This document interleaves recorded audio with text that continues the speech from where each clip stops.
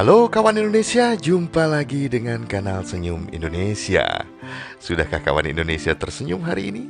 Jika belum, mari luangkan waktu sejenak untuk tersenyum.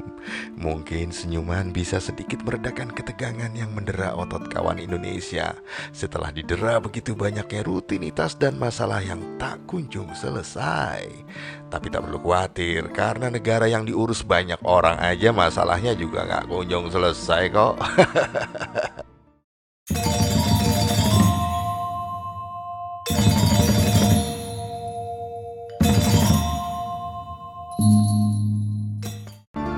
Pagi ini saya baru saja selesai menjalankan sebuah tugas negara yang berat, yaitu turut mencerdaskan kehidupan bangsa alias mengantar anak sekolah. Nah, rencananya saya ingin mengajak kawan Indonesia berkunjung ke sebuah tempat yang pastinya sudah begitu sering kawan Indonesia dengar. Bahkan juga kawan Indonesia pernah mengunjunginya. Mungkin tempat itu adalah Pasar Bringharjo.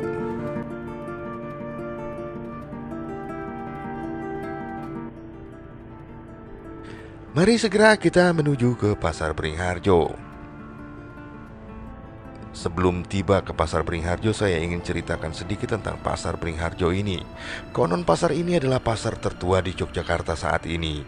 Mungkin tertua jika terhitung sebagai sebuah pasar semi ya, karena berdirinya nyaris bersamaan dengan Keraton Yogyakarta pada tahun 1758. Dan memang Pasar Bringharjo ini dibuat untuk memenuhi syarat tata kota sebuah pemerintahan, yaitu harus memiliki 4 unsur atau dinamakan sebagai catur nunggal. Di antaranya adalah keraton sebagai pusat pemerintahan, alun-alun sebagai ruang publik, kemudian ada tempat peribadatan, dan pasar sebagai pusat transaksi ekonomi. Nah, ada fakta menarik nih. Selama ini kan kita dicekoki bahwa Indonesia dijajah selama 3,5 abad. Tapi lucunya pada tahun 1925, Keraton Yogyakarta menugaskan Nederlands Indisch Beton Maatschappij atau perusahaan beton India Belanda untuk membangun los-los pasar di Bringharjo. Nah, artinya apa? Artinya kedudukan keraton saat itu lebih tinggi dari pemerintahan Hindia Belanda di Yogyakarta khususnya ya.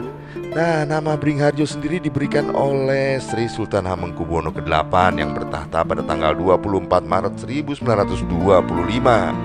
Sri Sultan Hamengkubuwono ke-8 memerintahkan agar semua instansi di bawah naungan Kesultanan Yogyakarta Hadiningrat menggunakan bahasa Jawa. Nama Bringharjo ini dipilih karena memiliki arti wilayah yang semula adalah hutan beringin atau bering, yang diharapkan dapat memberikan kesejahteraan atau harjo.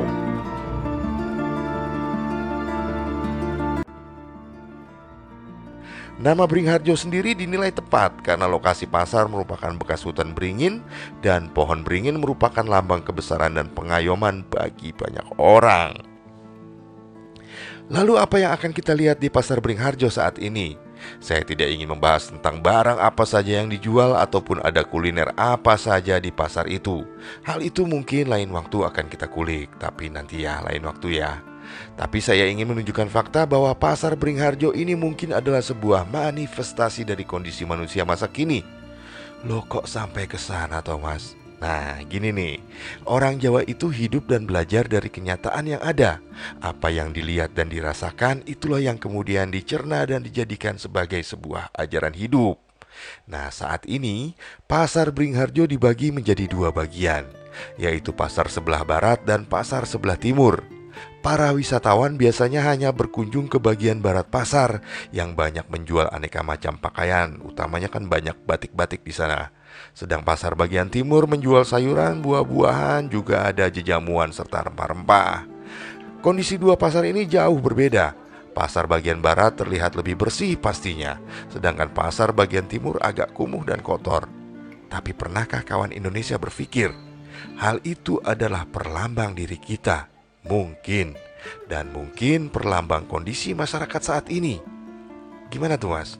Kita ibaratkan Bagian pasar sebelah barat yang bersih, cantik, tampan, penuh warna-warni adalah tampilan diri kita yang selalu kita tampilkan ke hadapan banyak orang. Kita selalu ingin tampil cantik, gagah, berwibawa. Bahkan mungkin kita sering mengada-ada tampil seperti itu hanya demi sebuah anggapan yang bagus-bagus saja. Kita tidak siap menampilkan diri kita yang apa adanya. Sedangkan pasar bagian timur yang sebenarnya adalah diri kita yang asli, diri kita yang paling nyata, paling jujur dan apa adanya selalu kita abaikan dan selalu kita sembunyikan. Mengapa saya berpikir seperti itu? Sesuai perkembangannya, dahulu pasar ini pastinya adalah satu bagian. Tidak ada pemisahan antara penjual pakaian dan sayuran serta buah-buahan dan barang-barang lainnya. Dan mungkin hal itu menggambarkan kondisi masyarakat saat itu memang tidak seperti yang sekarang, yang lebih mengutamakan penampilan luar daripada kedalaman dan nilai-nilai dalam dirinya. Kawan Indonesia boleh tidak setuju, karena setiap orang punya persepsi masing-masing soal ini. Dan apa yang saya sampaikan ini hanyalah sebuah pemikiran yang saya olah untuk diri saya pribadi. Oke? Sekian jalan-jalan kita ke Pasar Beringharjo dari titik pandang yang lain. Mohon maaf jika ada kekeliruan. Sampai jumpa di kanal Senyum Indonesia selanjutnya. Sapa senyum untuk Anda dan keluarga.